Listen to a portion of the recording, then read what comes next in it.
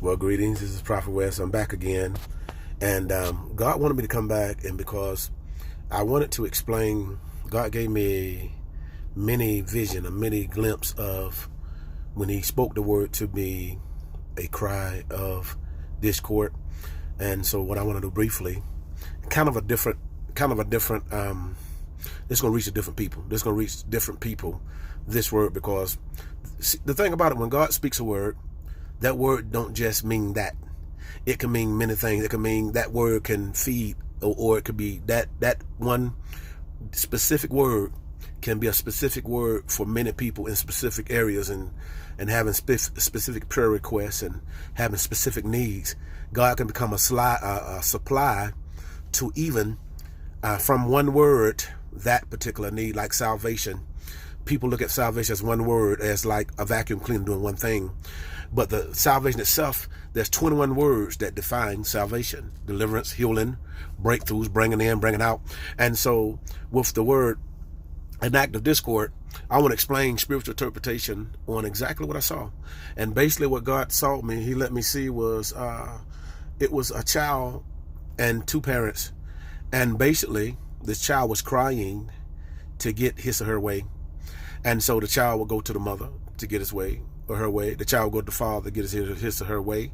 So that baby had a cry that can reach mama, and that baby had a cry that can reach daddy.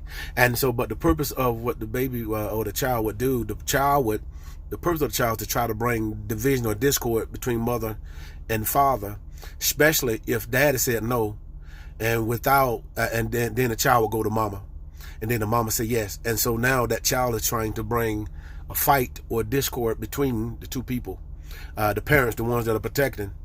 Now, this is what I see also. In addition, this is what I see from many of you. Many of you are between a rock and a hard place. You're between flesh and the spirit.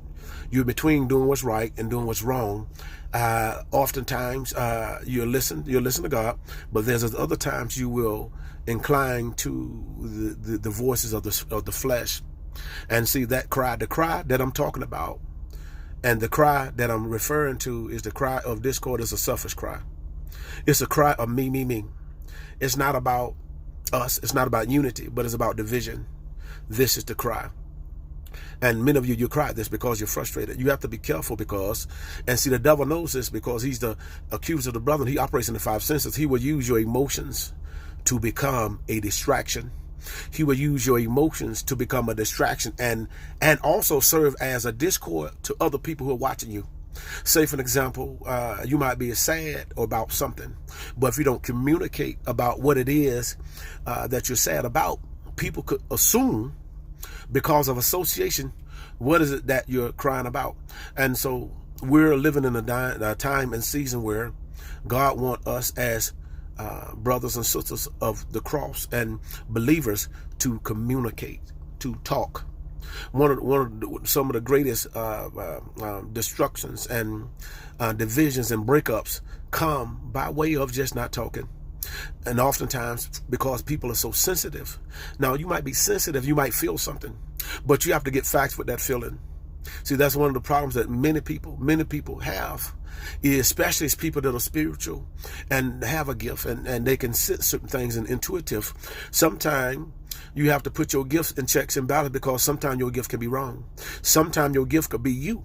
Sometimes your gift could be you that birthed that gift, that sensitivity. And so, see, what you must do, you must be quiet. This is what God wants you to do. Be quiet. And then you being quiet, God wants you to ask him to help you get your heart. And in him helping with your heart, helping with your eyes, helping with your ears. See, because God wants to help you. God wants to heal you. See, but you're crying, and what you're doing is causing discord. Your body language is causing discord. See, how you're talking to people, how you're treating people, you're causing division. You're going around calling people because you're in pain. You're going around calling people because you've been rejected, instead of being quiet. God is saying, be quiet. Don't talk about it no more. Let God deal with it, because when you begin to talk about it and you begin to get on the phone and call other people, then what you're doing, you are creating confusion. You're creating division, and you're creating a cry of discord.